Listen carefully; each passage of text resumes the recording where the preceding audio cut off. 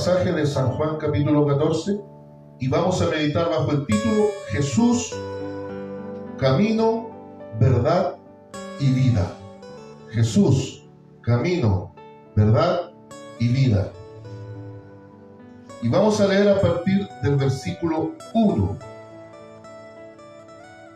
A partir del versículo 1 hasta el versículo 14. San Juan capítulo 14, versículos 1 al 14. Jesús, camino, verdad y vida. Doy lectura como estoy autorizado en el poderoso nombre del Señor Jesucristo para comunión de Padre, Hijo y Espíritu Santo, y la palabra de nuestro Dios a la letra dice como sigue: No se turbe vuestro corazón, creéis en Dios, creed también en mí. En la casa de mi Padre muchas moradas hay. Si así no fuera, yo os lo hubiera dicho. Voy pues a preparar lugar para vosotros. Y si me fuere y os preparare lugar, vendré otra vez y os tomaré a mí mismo, para que donde yo estoy, vosotros también estéis. Y sabéis a dónde voy, y sabéis el camino. Le dijo Tomás: Señor, no sabemos a dónde vas. ¿Cómo pues podemos saber el camino? Jesús le dijo: Yo soy el camino y la verdad y la vida. Nadie viene al Padre sino por mí. Si me conocieseis, también a mi Padre conoceríais. Y desde ahora le conocéis y le habéis visto. Felipe le dijo: Señor, muéstranos el Padre, y nos basta. Jesús le dijo: ¿Tanto tiempo hace que estoy con vosotros y no me han conocido, Felipe? El que me ha visto a mí, ha visto al Padre. ¿Cómo pues dices tú, muéstranos el Padre? ¿No crees que yo soy en el Padre y el Padre en mí? Las palabras que yo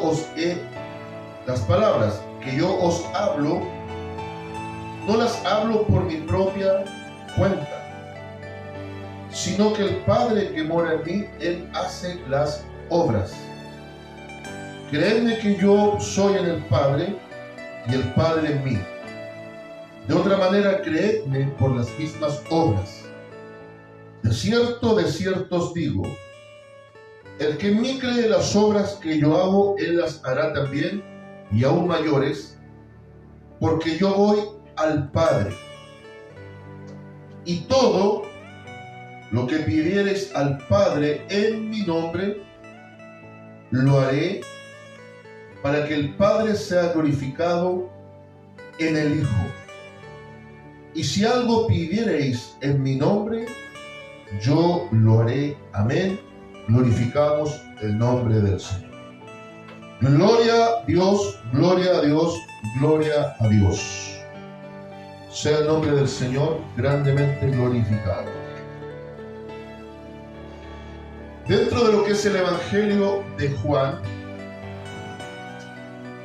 hay un énfasis del escritor que es presentar al Señor Jesucristo como el Verbo hecho hombre. Comienza Juan, el escritor, diciendo que en el principio Cristo era el Verbo estaba con Dios y el Verbo era Dios. Después, en el versículo 14 de ese primer capítulo, nos dice que Cristo es el tabernáculo de Dios entre los hombres. Y después, en el versículo 18 de ese primer capítulo también, nos dice que Él viene desde el mismo corazón del Padre a traernos la revelación de el deseo de Dios de salvar. Viene del corazón del Padre a hablar de las grandezas de Él. Dentro de los evangelios este Evangelio de Juan, profundo, teológico, muy especial, en la forma en la que el evangelista presenta al Señor Jesús, nos va llevando de menos a más, en base a señales, que son milagros, pero Juan le llama señales, a la obra que Cristo iba a realizar. Cada milagro tiene un enfoque respecto de la salvación. Pero en el pasaje que estamos leyendo ahora, ya le quedaba poco tiempo de ministerio terrenal al Señor Jesucristo. Le quedaba poco tiempo. Y Él estaba preparando una vez más a sus discípulos, sobre todo los más cercanos, los que habían sido comisionados para misionar y los que habían sido comisionados para ser los apóstoles. Y les comienza a reiterar, y finalmente una preparación definitiva para que entendiesen que Él tenía que pagar el precio por la causa. Tenía que ir a la cruz para salvar a los pecadores a través de presentar su cuerpo como ofrenda por el pecado. Y es aquí donde empieza a cobrar sentido lo que también queda escrito en el 3:16 de este mismo Evangelio. Porque de tal manera amó Dios al mundo, que ha dado a su Hijo unigénito, para que todo aquel que en él cree no se pierda, mas tenga vida eterna. Juan ahora va a presentar a Cristo como el único camino, la única verdad y la real vida que capacita al hombre muerto en delito y pecado para llegar a la presencia de Dios y gozar eternamente junto con Él. Note por favor, para que se entienda el contexto del capítulo 14, lo que nos habla el capítulo 13. El capítulo 13 nos muestra el momento íntimo donde Él comparte la última cena con sus discípulos. Estamos prácticamente a un par de horas del arresto y la crucifixión, todo lo que conllevó ese proceso terrible. Él ya también demostró un área de servicio muy importante, que el mayor sirve al menor, y el servicio en mayordomía se basa en la humildad. Él lava los pies a sus discípulos. Y ya sabemos lo que había ocurrido con Judas. Ahora en la intimidad con sus discípulos, en la preparación, les comienza diciendo lo que hemos leído. Y quiero repasar algunos puntos.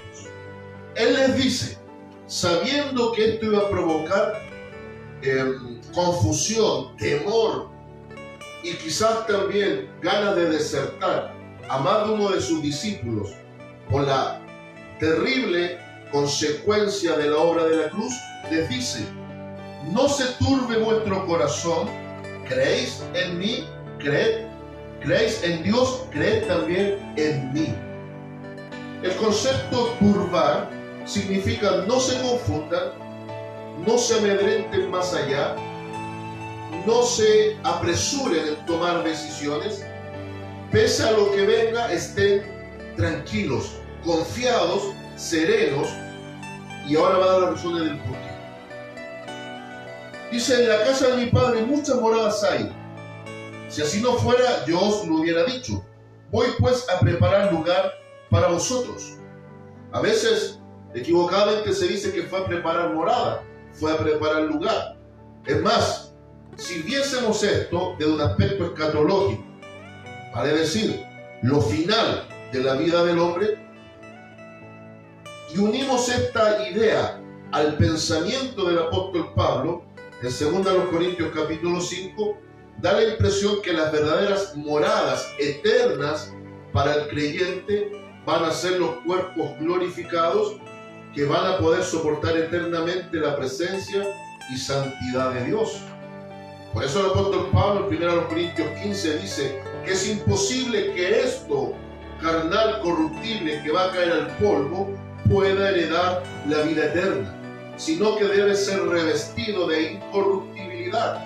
Y ahí pareciera que cobra mucho más sentido la idea de moradas eternas con la figura de cuerpos eternales glorificados, lo que no objeta que el cielo está en un estado como un lugar específico. Sí vamos a estar en un lugar en la presencia plena del Señor, bendito sea su nombre. Y observe bien ahora: y si me fuere y os preparar el lugar, vendré otra vez y os tomaré a mí mismo, para que donde yo estoy vosotros también estéis. De dos maneras Cristo cumple esto: con la incorporación del Espíritu Santo que va a ser prometido, y no lo vamos a leer ahora porque puede quedar para otra predicación, a partir del versículo 15, cuando promete el Espíritu Santo, y en el capítulo 16 nos muestra la obra de ese Espíritu Santo. Ahí cumple en parte que Él se tomó a sí mismo para venir a nosotros otra vez. Pero esto va más allá. Esto también transmite la promesa de su retorno por los suyos en su segunda venida. Los que creemos en el arrebatamiento, primero por la iglesia y después con la iglesia. ¿Bien? Y ahora comenzamos a entrar en el grueso. Y ahora va a comenzar a entender el título. Y sabéis a dónde voy, y sabéis el camino. Por camino entiéndase senda, huella, pasaje, tramo a recorrer. Él habla de un camino y les dice que ellos saben, sus discípulos saben ese camino. Pero aquí es donde aparece en cuestión Tomás. Después va a aparecer Felipe. Y si usted en casa gusta, sigue después leyendo el capítulo 14, sigue leyendo. En el 22 aparece Judas Tadeo, también haciéndole preguntas al maestro. Previo a la crucifixión, en este pasaje se presentan a 3 discípulos haciendo preguntas aparentemente elementales, pero que también en su trasfondo nos arrojan bastante luz en la respuesta que da Cristo. Tomás, observe lo que va a pedir, que le explique, le enseñe realmente a qué camino se refiere o cuál es el camino. Él declara no conocerlo. Después Felipe, que también lo leímos, va a decir: oye, pero tú hablas del Padre, no lo conozco, muéstrame al Padre. Y en caso usted lo va a hacer, después en 14:22, Judas Tadeo le dice: Señor, ¿cómo es que te manifestarás a nosotros y no al mundo? 3 preguntas. Y aquí está la idea: camino, verdad y vida. Hay uno que pregunta por el camino, Tomás. Hay uno que pregunta por la verdad. Quien ve a Cristo, ve a Dios. Y Judas Tadeo pregunta por la vida. ¿Cómo es esto? ¿Cómo va a ser esto posible? No lo entiendo, explícamelo. No lo entiendo. ¿Qué te manifestarás a nosotros y no al mundo? Ahí está la idea de la vida. Pero le cité hace unos momentos lo que dice San Juan 1:14, y es clave para entender estos 3 conceptos. Jesús, camino; Jesús, verdad; Jesús, vida. Dice San Juan 1:14 que Cristo vino en plenitud y habitó en esa plenitud junto a nosotros. Habitó. En su raíz de palabra se entiende que Cristo se hizo tabernáculo y habitó en medio de su pueblo. Y nuestra mente inmediatamente nos lleva al Éxodo, nos lleva a Números, nos lleva a Levítico y nos lleva incluso a Deuteronomio. Nos lleva a las jornadas en el desierto del libro de Números. Nos lleva al Éxodo, donde aparece la salida y la orden y las visiones dadas de parte de Dios a Moisés para preparar todo el mobiliario y el tabernáculo, que sería la tienda de campaña, donde Dios se mostraría al pueblo a través de su presencia por medio del arca del pacto, más allá del velo del tabernáculo, del lugar santísimo, y Dios, a través de este gesto maravilloso, Él cumplía con su presencia prometida. Dios prometía su presencia a través del tabernáculo en medio de su pueblo. Bendito sea el nombre del Señor. Y en Deuteronomio, que significa la segunda ley, cuando ya Josué va a tomar el mando y van a ser incorporados a la tierra de Canaán, la tierra prometida, se lee nuevamente la ley, y se les recuerda a la nueva generación de hebreos que entraban en la tierra prometida todas las maravillas que Dios había hecho y cómo su presencia prometida se fundamentaba en el tabernáculo en medio del pueblo.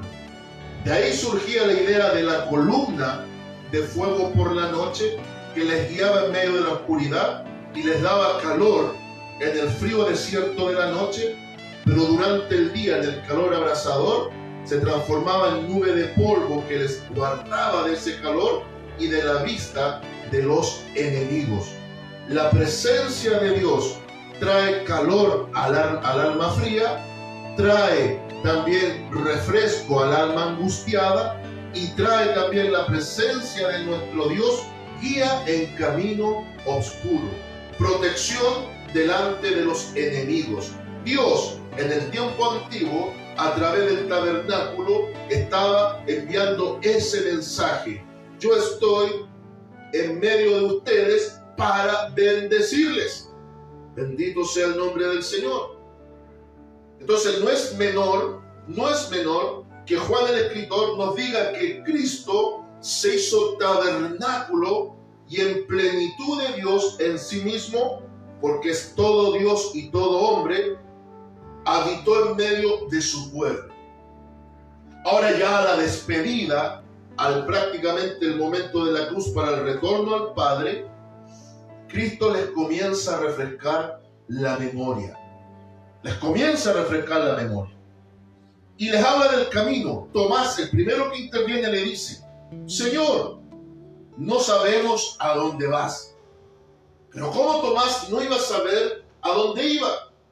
Si él ya les había dicho en más de una ocasión, es necesario que el Hijo del Hombre, y Lucas en su Evangelio lo registra magistralmente, es necesario que el Hijo del Hombre padezca por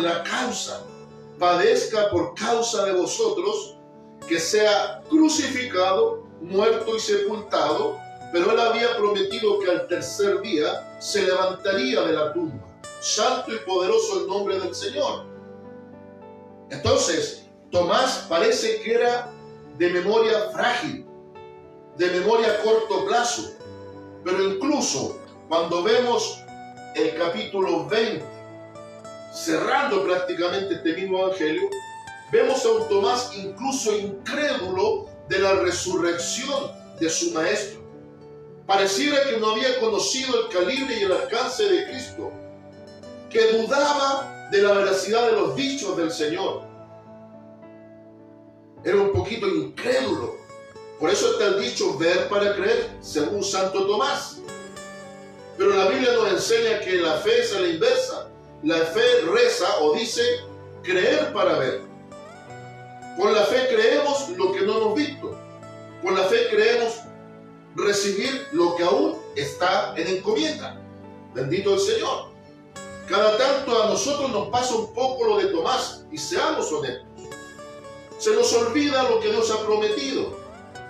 Se nos olvida que Dios es un Dios perfecto, que no miente, que no tranza su palabra, que no ha perdido como abogado Cristo ningún caso, que como guerrero experto no ha perdido ninguna batalla, y que cuando Él ha dicho os bendeciré, Él lo va a hacer.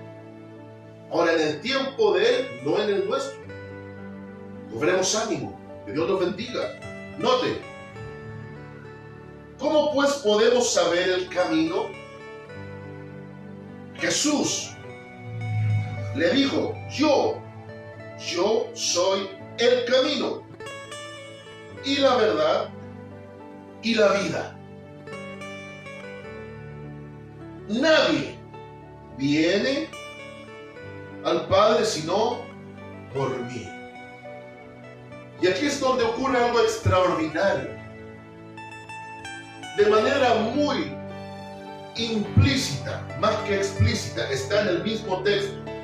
De manera muy solapada, Cristo le está refrescando la memoria a Tomás y a sus discípulos para que se recordaran del tabernáculo, de los padres en el desierto, para que se recordaran incluso del templo en su tiempo presente, pero principalmente el tabernáculo, que era donde Dios habitaba para bendecir a su pueblo, donde Dios se manifestaba para guardar a su pueblo, de donde Dios hacía obra a beneficio de su pueblo, para que su pueblo pudiese acceder a Él a través de un hombre consagrado, el sumo sacerdote, pero donde también cada tanto Dios cara a cara, como lo había hecho en el monte, lo hacía con su siervo Moisés. Cristo está diciendo, muchachos, siervos míos, iglesia mía, discípulos míos, yo soy el camino, yo soy la verdad y yo soy la vida, porque yo soy ahora el verdadero tabernáculo en medio de mi pueblo.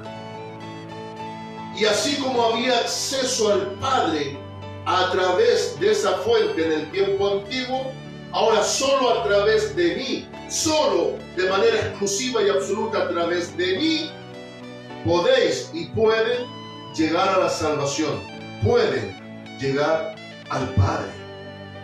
Bendito, alabado y glorificado sea el nombre del Señor. El acceso al tabernáculo, en todo lo que era el cercado perimetral, tenía 3 accesos, 3 puertas. Había un acceso puerta que se llamaba camino. Había una puerta central que se llamaba verdad. Y había una puerta que se llamaba vida. Y es aquí donde cobra sentido el título. Aquí es donde cobra sentido la idea del tabernáculo, y es aquí donde cobra sentido que Cristo es el tabernáculo único acceso genuino a salvación. Siempre la verdad debe ser lo central. Cristo es la verdad encarnada. De hecho, San Juan 8:31 y 32, Cristo dice a sus discípulos, si vosotros permanecieseis en mi palabra, conoceréis la verdad y la verdad os hará libre. Si sois verdaderamente mis discípulos, van a conocer esa verdad y la van a conocer en el fundamento de la palabra escrita. Pero la palabra escrita cobra vigor y real sentido en Cristo, la palabra que tomó carne. Cristo es la verdad absoluta.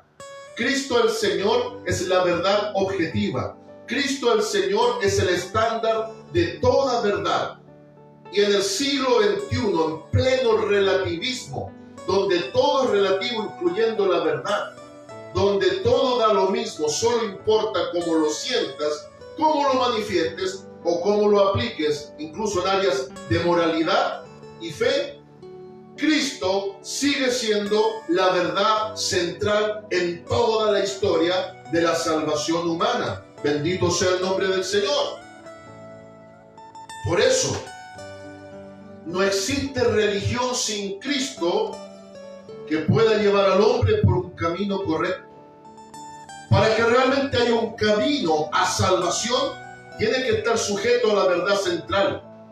El camino que trazó Cristo es un camino desde la experiencia. Cristo pasa a ser en sí mismo el camino, porque eres la verdad central de la revelación de la Escritura y del Evangelio en sí. Desde Génesis a Apocalipsis, un solo tema transversalmente cruza la revelación, la redención humana, pero es un tema doble, complementario, porque si hablamos de una redención, de una salvación necesaria, también al mismo tiempo se requiere que haya un Salvador absoluto que realice esa redención. Por lo tanto, la Biblia habla de la redención y el Redentor, la salvación y el Salvador. Y de manera equilibrada presenta el problema. El problema es que el hombre ha muerto en sus delitos y pecados. A través de las páginas de la Biblia, comenzando con Génesis capítulo 3 y la caída en el huerto, el hombre muere. Y Pablo en Romanos 3:23 dice dos cosas: que hemos sido todos destituidos de la gloria de Dios por cuanto somos pecadores.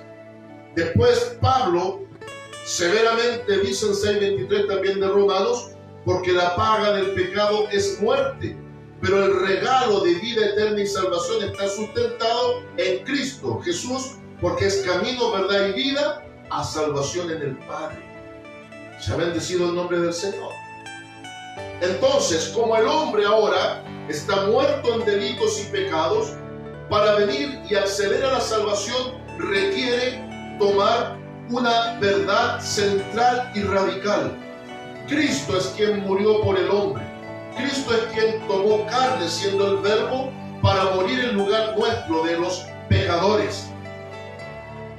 Por eso que Pablo en en 2 Corintios 5:21 dice que Él se hizo pecado por nosotros en la cruz.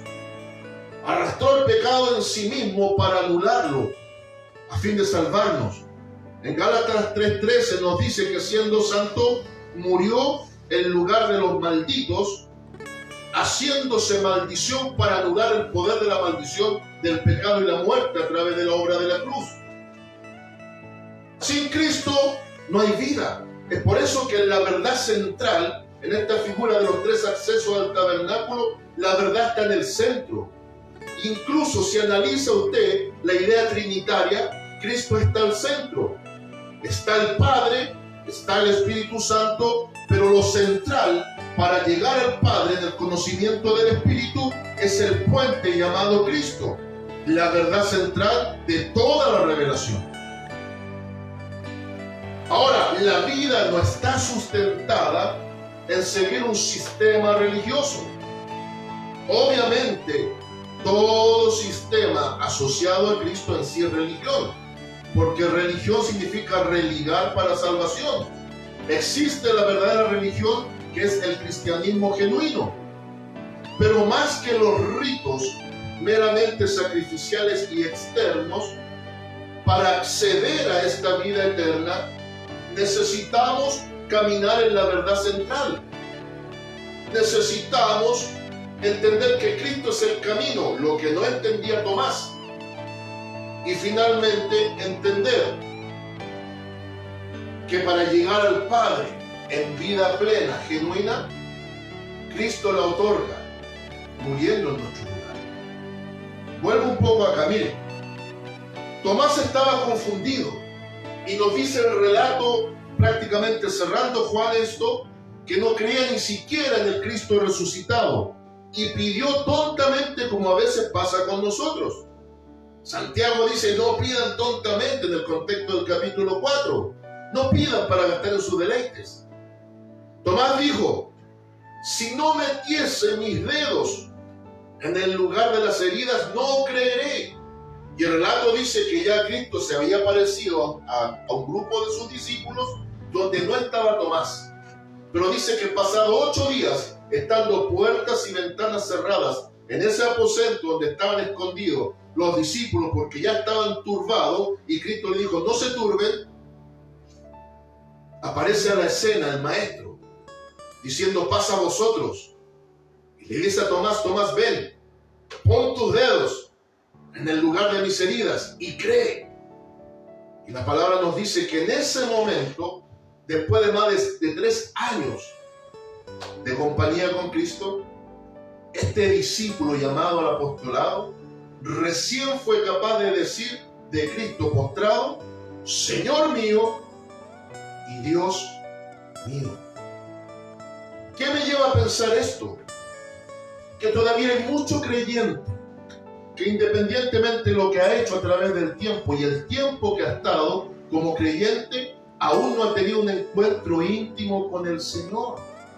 Lo que va a marcar la diferencia va a ser el nuevo nacimiento, no el sistema religioso que sigamos. Solo los que han nacido de nuevo, y hay evidencia de eso primero en su vida y testimonio externo, pueden tener esa seguridad en Cristo, que ahora su vida está en la verdad central, en el camino correcto y en la vida segura. Esto mismo de ser cristiano no es solamente ser un simpatizante de Cristo, no es solamente seguir las pisadas de Cristo. Ser cristiano en un sentido radical y desde origen de palabra es llegar a ser un Cristo pequeño, un Cristo enano. Esa era la parte despectiva con la que se le llama a la iglesia primera en su origen.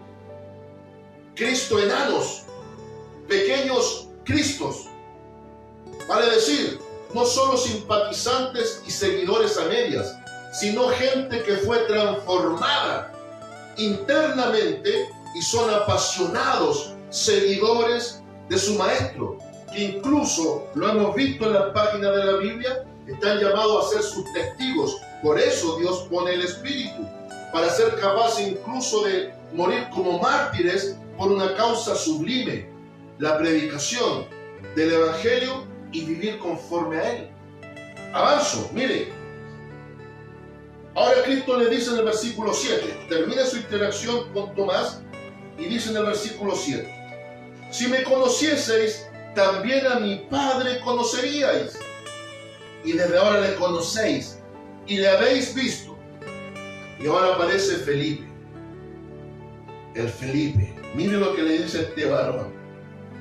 Le dijo: Señor, muéstranos el Padre y nos basta.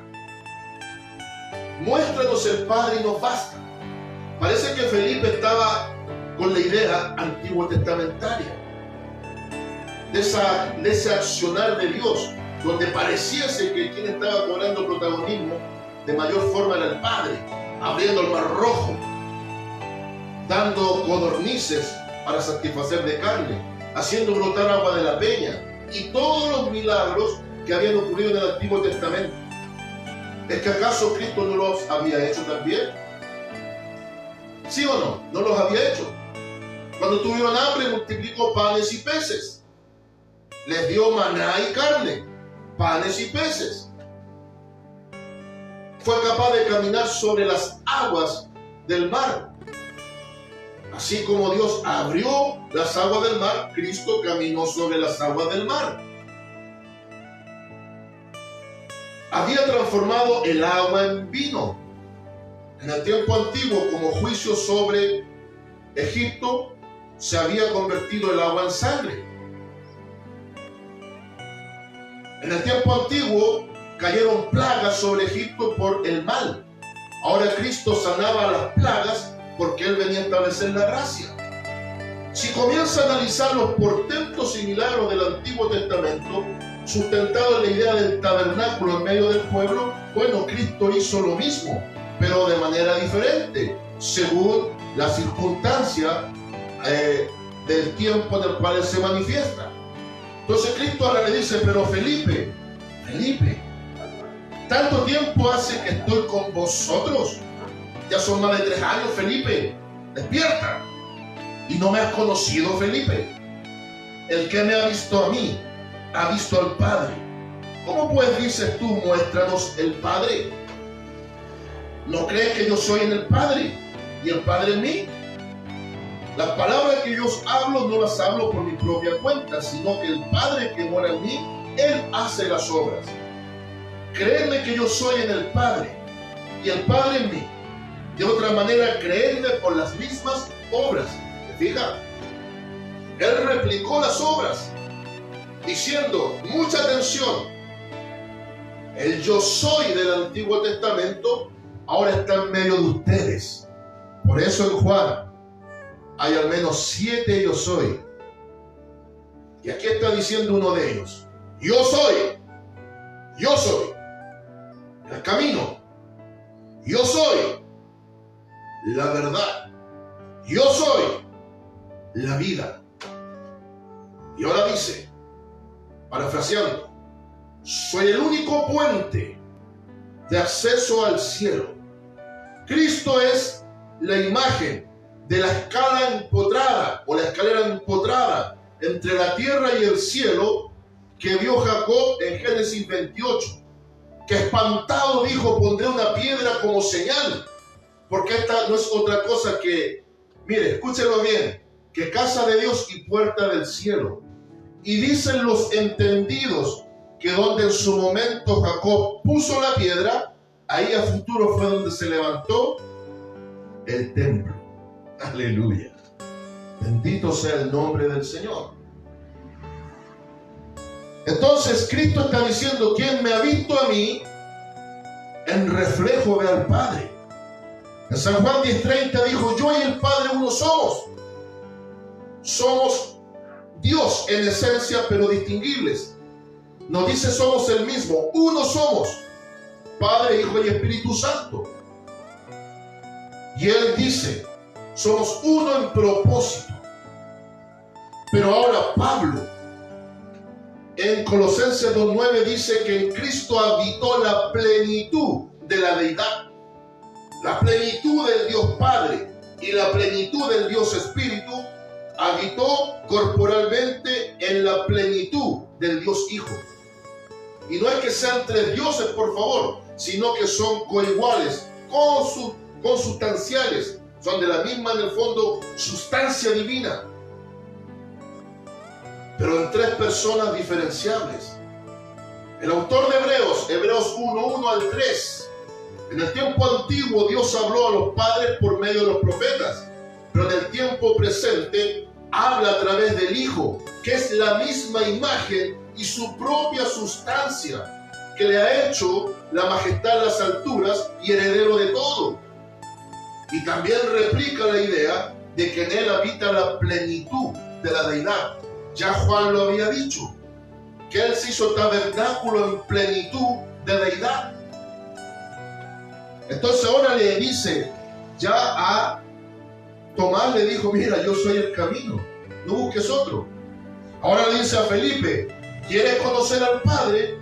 Analiza las palabras que digo, que no las digo en nombre propio, sino para cumplir lo que estaba escrito de mí. Y si no crees aún a eso, crea las señales que yo hago, porque estas señales que yo hago también fueron hechas en el tiempo antiguo. Y ya voy concluyendo. Versículo 12, que es muy mal entendido este pasaje.